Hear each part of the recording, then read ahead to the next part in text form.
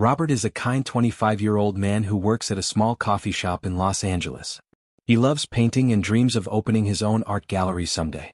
Robert lives with his struggling family who are deep in debt because his mother got very sick and the hospital bills cost too much money. One day Robert's uncle Marcus comes to visit with shocking news. Marcus works for a powerful Korean business family, and he made a secret deal to help Robert's family.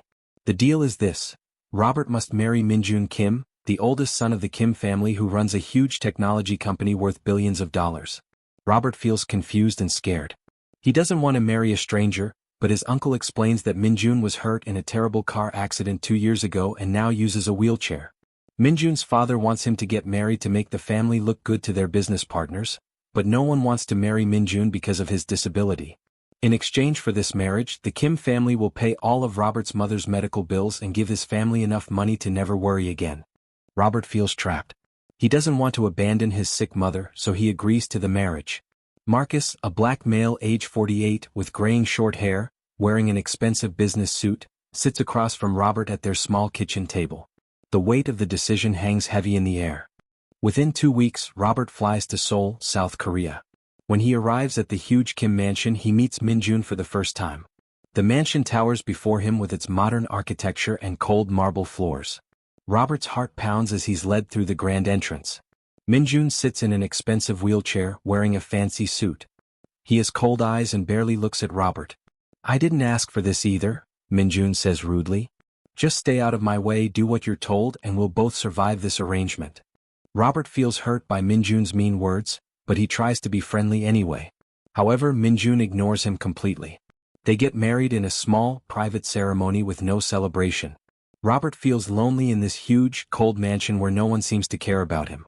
The wedding is brief and emotionless, more like a business transaction than a union of hearts.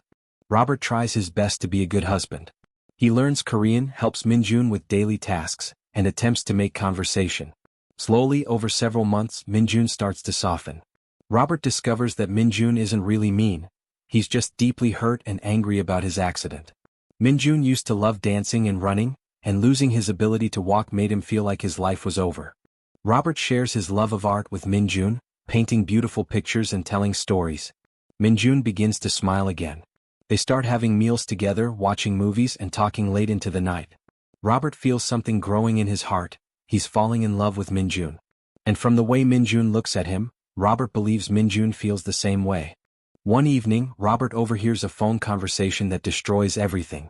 Minjun is talking to someone named David, speaking in English. "Yes, the plan is working perfectly," Minjun says, laughing. Robert has no idea. "Once my father transfers the business to me because I'm settled down, I'll divorce him immediately. He was just a tool, someone desperate enough to agree to this arrangement."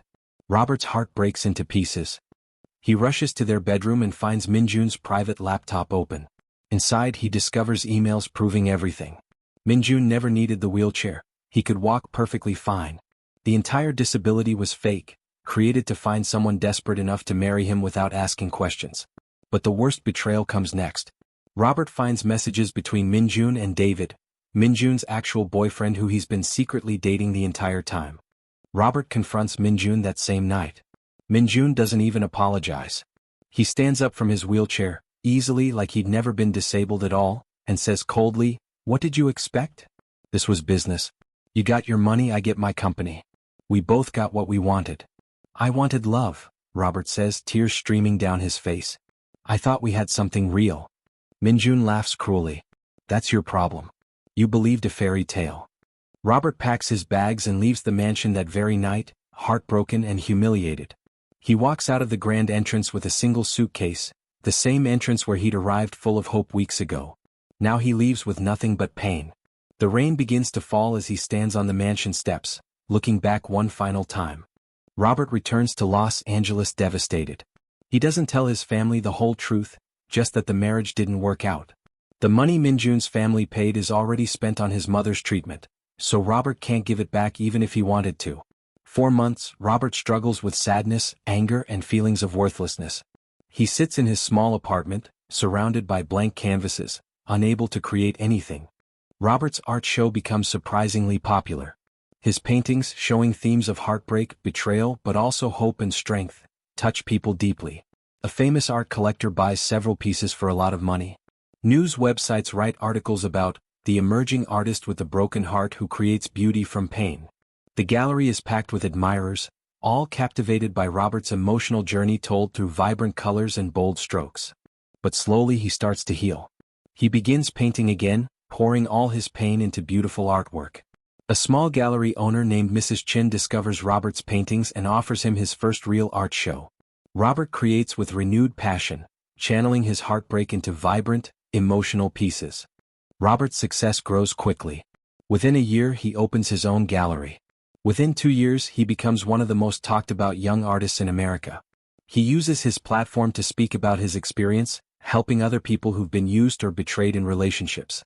His gallery becomes a beacon of hope and healing. Meanwhile, Minjun's life falls apart.